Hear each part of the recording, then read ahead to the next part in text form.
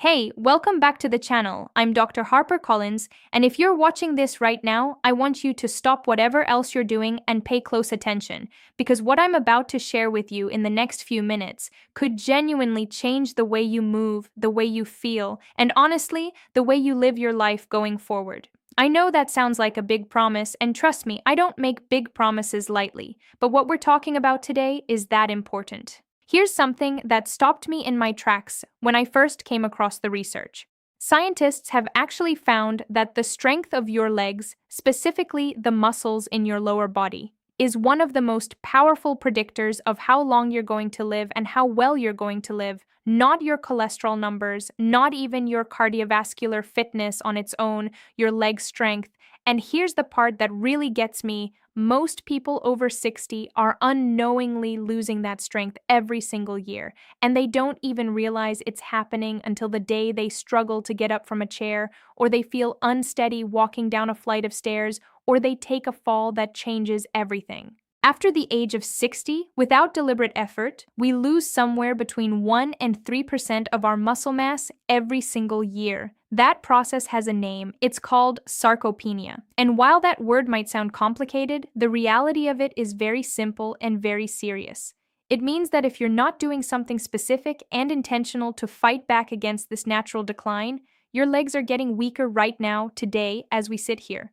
And weaker legs don't just mean difficulty exercising, they mean a greater risk of falling, they mean more joint pain, they mean less independence, they mean needing help with things you used to do without a second thought. But here's the thing that I absolutely love about this topic, and the reason I'm so passionate about making this video for you today. This is not a one-way street. This decline is not something you simply have to accept. The research is overwhelmingly clear that older adults, even people well into their 70s, 80s, and beyond, can build meaningful, functional leg strength through the right kind of exercise. And I want to emphasize that phrase, the right kind of exercise, because not all exercises are created equal when we're talking about seniors over 60. Some exercises that are popular in mainstream fitness culture are simply not appropriate for older adults. They place too much stress on aging joints. They require a level of balance and coordination that creates more risk than reward. They're designed for younger bodies with faster recovery times and different hormonal profiles. What I'm giving you today is something different. These are 5 exercises that I have personally recommended and worked through with countless patients over the years, exercises that are grounded in solid science, that are appropriate for the aging body, that deliver real meaningful results, and that can be modified based on where you're starting from today. So, whether you're someone who hasn't exercised in years and you're just starting to think about getting your strength back, or whether you're someone who's been reasonably active but you want to make sure you're doing the right things for your legs specifically, this video is for you. Stay with me all the way through because each one of these 5 exercises serves a very specific purpose, and understanding why you're doing them is just as important as knowing how to do them. Before we get into the exercises themselves, I want to take a moment to talk about something that I think gets overlooked way too often in conversations about fitness for seniors. And that is the why behind leg strength. Because when you truly understand why this matters, you're going to be so much more motivated to actually do something about it. Your legs are the foundation of your entire body. Every single movement you make in daily life, getting out of bed in the morning, walking to the kitchen, going up and down stairs, getting in and out of a car, bending down to pick something up, all of it starts with your legs. When your leg muscles are strong, all of those movements feel effortless, or at least manageable. When your leg muscles are weak, every single one of those movements becomes a challenge, and some of them become a genuine risk. Falls are one of the leading causes of injury and death among adults over 65. I'm not saying that to scare you, I'm saying it because falls are largely preventable. And leg strength is one of your greatest defenses against them. Strong legs mean better balance. Strong legs mean you can catch yourself when you stumble. Strong legs mean the difference between a near miss and a trip to the emergency room. There's also the connection between leg strength and overall metabolic health. Your leg muscles are the largest muscles in your body. When they're working and active, they're consuming significant amounts of energy. They're improving insulin sensitivity, they're helping to regulate blood sugar, and they're supporting cardiovascular health. So, building your leg strength isn't just about being able to walk better, it's about your whole body functioning better. And then there's the mental health piece, which I don't think we talk about nearly enough. There is something deeply connected between physical capability and mental well being. When you feel strong in your body, when you know you can trust your legs to carry you safely, when you can do the things you love to do without fear or limitation, that does something profound for your confidence, your mood, your sense of independence, and your overall quality of life. Okay, now let's get into the exercises. The first exercise I want to talk about is the chair squat, and I want you to hear me out before you dismiss this one as too simple because I promise you it's not. The chair squat, also sometimes called the sit to stand exercise, is actually one of the most functional strength exercises that exists for seniors, full stop. Here's why. Think about how many times a day you sit down and stand up, from chairs, from the toilet, from the car, from the couch. Researchers have actually counted this, and the average person performs this movement somewhere between 40 and 60 times per day. So when you train this movement, you're not just building strength in a gym setting, you're directly improving something you do dozens of times every day. The muscles that the chair squat targets are the quadriceps, which are the large muscles at the front of your thighs, the glutes, which are your buttocks muscles, the hamstrings at the back of your thighs, and your core for stability. All of these muscles working together are what allow you to rise from a seated position safely and with control. Here's how to do it properly. You're going to start by sitting in a sturdy chair with your feet about hip width apart and flat on the floor. Now, before you stand, you're going to lean forward slightly from the hips, just a little, not a dramatic hunch, just enough to shift your weight forward. Then you're going to push through your heels, engage your glutes, and stand up fully, making sure you come to a complete standing position at the top. Don't rush this part. Stand tall, feel your legs working, and then slowly, with control, lower yourself back down into the chair. And I want to emphasize that word slowly, because the lowering phase, what we call the eccentric phase in exercise science, is actually where a tremendous amount of the strength building happens. Don't just drop back into the chair. Control the descent. If this is easy for you to begin with, that's perfectly fine. Start with sets of 10 repetitions. Do 2 or 3 sets. As you get stronger, you can progress by pausing just above the chair before sitting back down, which dramatically increases the challenge. You can also progress to doing this without using your hands for support, or eventually to doing it on a single leg, which is an advanced variation we'll touch on later. The key is to start where you are and progress gradually and consistently. The second exercise on our list is the standing calf raise, and this one tends to get underestimated, but I want to make the case for why it belongs on this list. Your calf muscles, specifically the gastrocnemius and the soleus, play a crucial role in 3 things that are absolutely critical for seniors: walking, balance, and circulation. Every time you take a step, your calf muscles are working to push you forward and to lift your heel. Every time you need to make a quick adjustment in your balance, your calves are firing. And because of their location, down at the bottom of your legs, your calf muscles actually act as a pump that helps push blood back up toward your heart, which is why weak calves can sometimes be associated with swelling and circulation issues in the lower legs. Here's how to perform a standing calf raise properly. Stand behind a sturdy chair or near a wall and lightly rest your fingertips on the back of the chair or the wall for balance support. You don't want to grip tightly or lean on it. It's just there for stability. Then slowly rise up onto the balls of your feet, lifting your heels as high as you comfortably can. Hold that top position for a full second, really feel the contraction in your calves, and then slowly lower your heels back down to the floor. You can even lower your heels slightly below floor level if you're doing this on a step, which provides a wonderful stretch at the bottom. Start with 2 sets of 12 to 15 repetitions. As this gets easier, you can try doing one leg at a time, which significantly increases the challenge and also helps to address any asymmetry you might have between your 2 legs. Many people are surprised to find that one calf is noticeably weaker than the other, and single leg calf raises help to identify and correct that imbalance. Now, the third exercise is one that I consider absolutely essential, and it's the step up.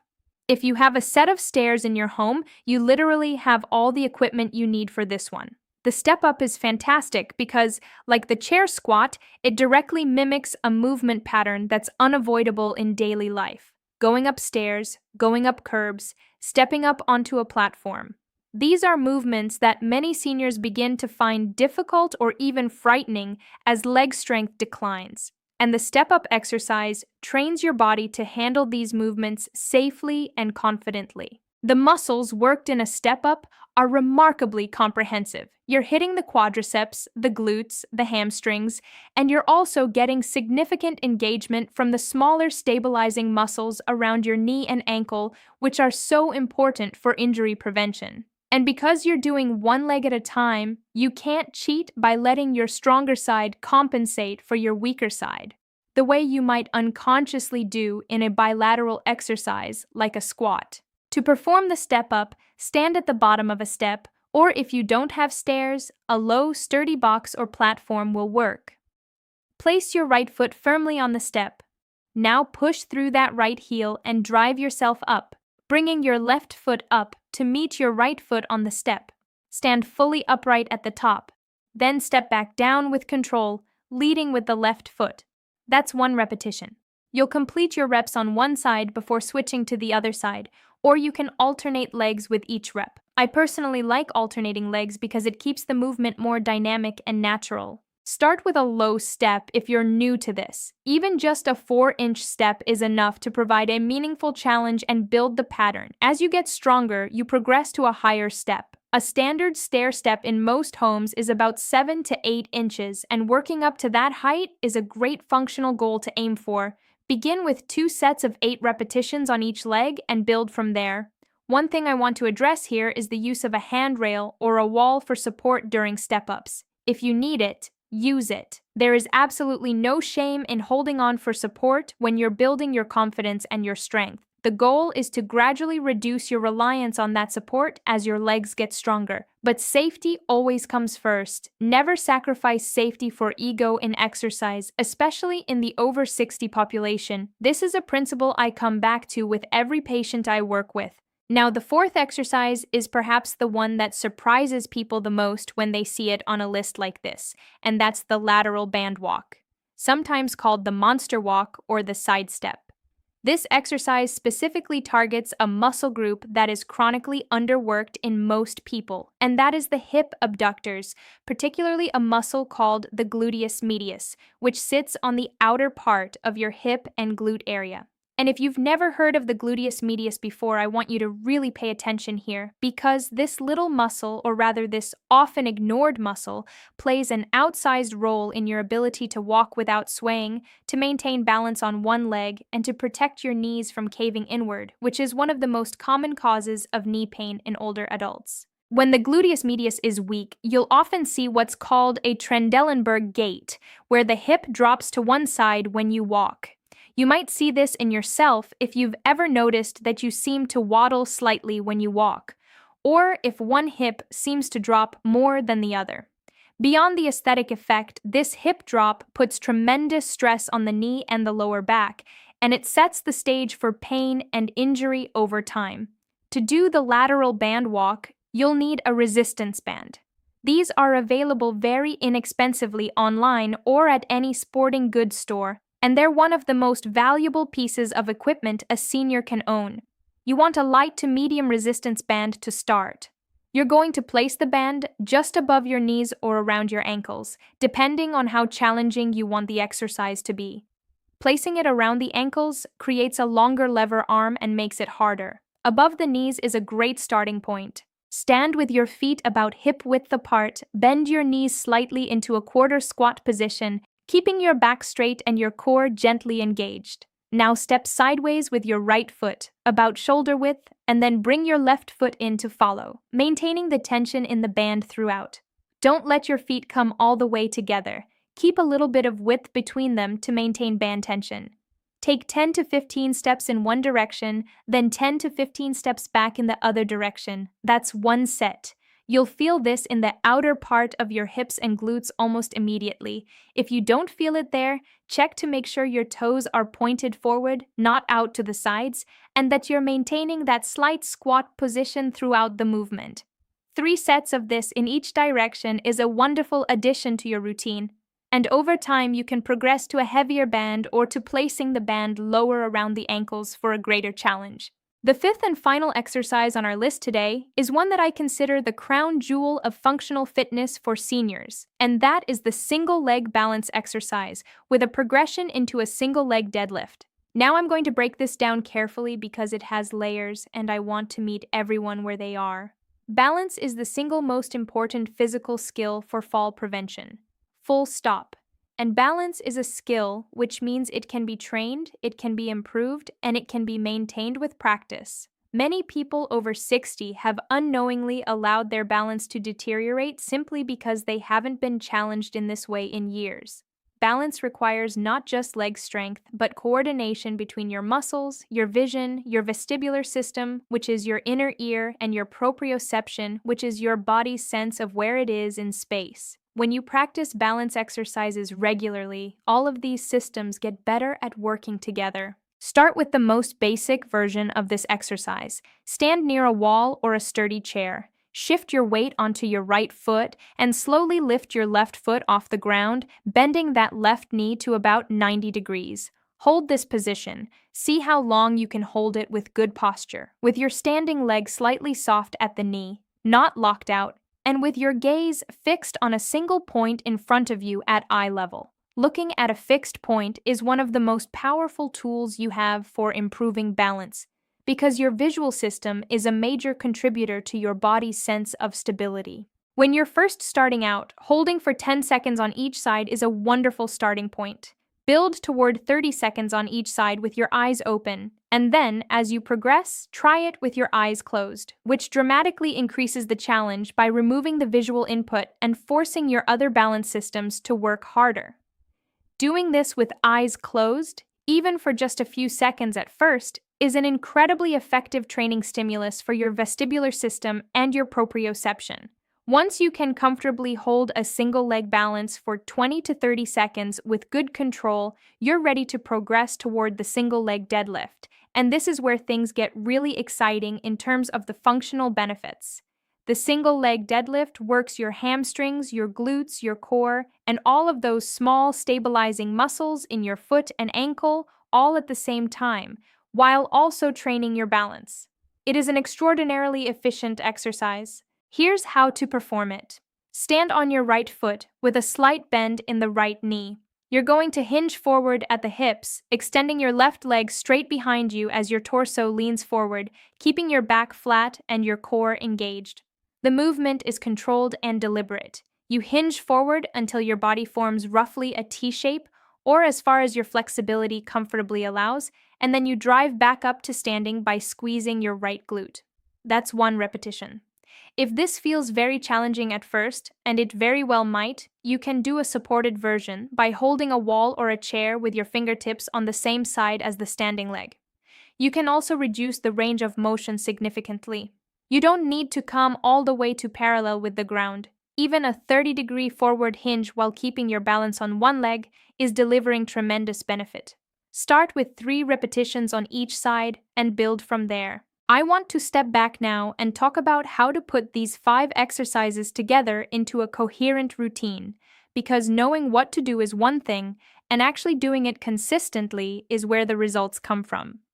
What I recommend for most of my patients who are just starting out is to perform this routine 2 to 3 times per week, with at least 1 day of rest between sessions. Your muscles need recovery time. And this is especially true as we get older, because our recovery capacity is slower than it was when we were young. That's not a weakness, that's just biology, and we can work with it rather than against it. A sample session might look like this. You do 2 sets of 12 chair squats, then 2 sets of 15 calf raises, then 2 sets of 8 step-ups on each leg, then 3 sets of lateral band walks in each direction, And then you finish with single leg balance holds, 30 seconds on each side, working up to the deadlift progression as you get stronger. The whole routine should take you somewhere between 20 and 35 minutes, depending on how much rest you take between sets, which should be about 60 to 90 seconds. Consistency, I have to emphasize this. Consistency over time is everything. You don't need to train for hours. You don't need to go to a gym. You don't need fancy equipment. What you need is to show up 2 or 3 times a week and do the work. The human body is remarkably adaptable at any age. The science on this is clear and it's beautiful, but it does require that you give it a consistent stimulus to adapt to. Now, I also want to address a few common questions and concerns that I hear from patients when I prescribe exercises like these. The first one is pain. Many people over 60 have some degree of arthritis, knee pain, hip pain, or other joint issues, and they're rightly concerned about making things worse. Here's my guidance on that. There is a very important difference between discomfort and pain. Muscle fatigue and a mild burning sensation during exercise is normal and is actually a sign that the exercise is working. Sharp pain, joint pain, or pain that continues after you've finished exercising is a signal to stop and reassess. Always listen to your body in this way. Most of these exercises can be modified to be gentle on sore joints. The chair squat, for example, is inherently joint-friendly because the chair limits the range of motion and allows you to control the depth. The calf raise puts very little stress on the knee. The lateral band walk is very low impact. If you have specific joint issues, I always encourage you to speak with your doctor or a physical therapist before beginning a new exercise program so that you can get guidance that's specific to your individual situation. The second common concern is that it's too late, that people have already declined too much to make a meaningful difference. I want to push back on this as directly as I can. It is not too late. The research on this is simply too clear for me to allow that belief to go unchallenged. Studies have shown meaningful improvements in leg strength and functional capacity in adults in their 70s, 80s, and 90s through resistance training. One landmark study published in the Journal of Applied Physiology showed that nursing home residents with an average age of 87 increased their leg strength by an average of 174% over just 8 weeks of progressive resistance training. 174% at age 87 in a nursing home. If that doesn't convince you that it's never too late, I don't know what will. The body wants to adapt. It wants to respond to challenge. You just have to give it the opportunity.